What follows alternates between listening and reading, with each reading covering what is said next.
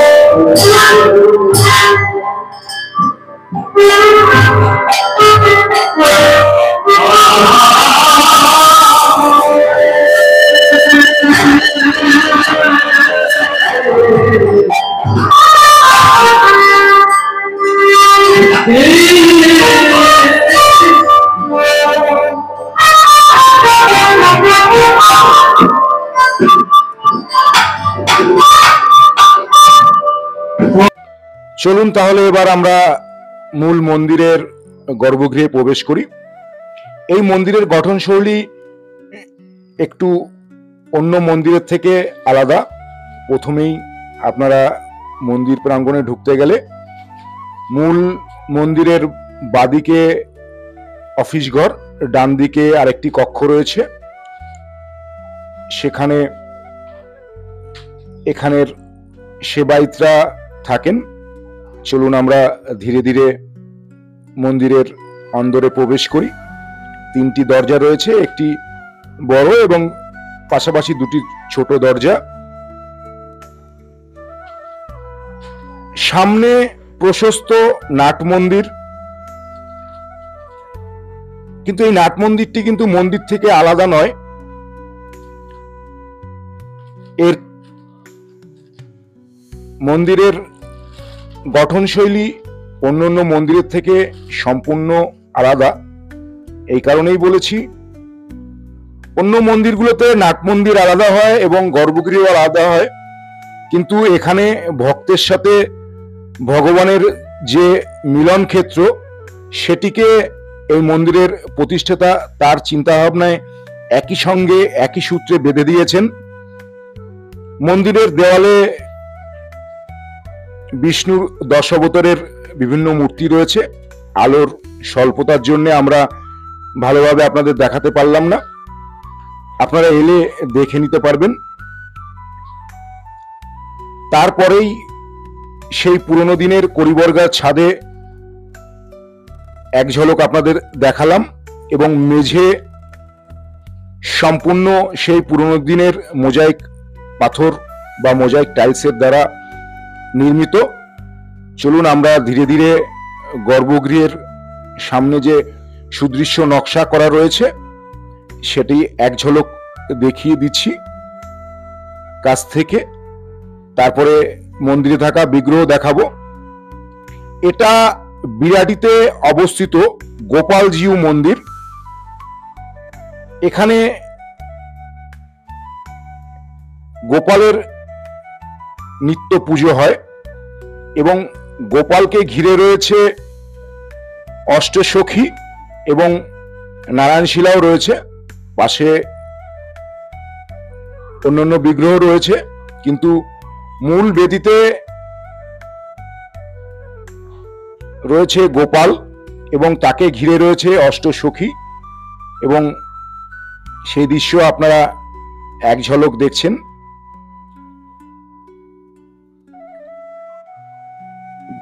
শৈবদের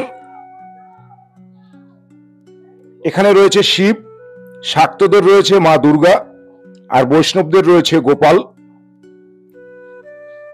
এই জন্যই আমি বলেছি শৈব, শাক্ত এবং বৈষ্ণবদের মিলন ক্ষেত্র।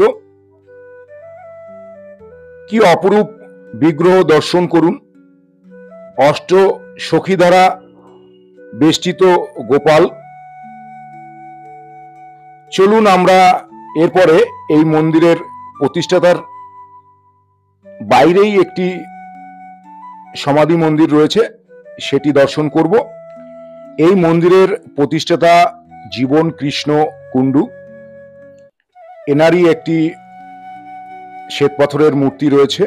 মূর্তিটি এমনভাবে এখানে অধিষ্ঠান করা হয়েছে যেন তিনি সদা সর্বদা তার আরাধ্য দেবতাকে দেখছেন। এখন যদিও এটি ট্রাস্টি বোর্ডের আন্ডারে চলে। চলুন এই মন্দিরে আপনারা এখন বলি আপনারা কিভাবে আসবেন। আপনারা যে কোনো জায়গা থেকে বনগাঁ শিয়ালদা রুটের বিআরটিতে নামবেন, আর যারা মেন লাইন থেকে আসবেন তারা বেলঘড়িয়া নামবেন। এই বিআরটি থেকে আমরা স্টেশনের পাশে দিয়ে শিয়ালদার দিকে একদম সামনের দিকে নেবেই আপনাদের সম্পূর্ণ দেখিয়ে দেওয়ার চেষ্টা করছি। চলুন এই রেল লাইন ক্রস করে ওভারব্রিজ দিয়ে 3 নম্বর যে বেলঘড়িয়া বিরাটি অটো রুট রয়েছে একদম সামনেই, সেখানে পৌঁছে যাবেন। এখানে গিয়ে গোপালজিউ মন্দির বললে যে কেউ দেখিয়ে দেবে, বা আপনারা এই অটো স্ট্যান্ডে এসে তারপরে যে গলিতে সোজা একদম রয়েছে সেটি এক ঝলক দেখিয়ে দিচ্ছি আপনারা। এই যে আর কে জুয়েলার্স আছে, এর পাশে দিয়ে যে সোজা যে রাস্তাটি গেছে, ডান দিকে বাদিকে প্রচুর দোকান রয়েছে, বাজার রয়েছে। এই জায়গায় এলেই আপনারা মন্দিরে চলে আসতে পারবেন। তাহলে যে কোনো একটি বেলায় আপনারা চলে আসুন, আশা করি ভালো লাগবে।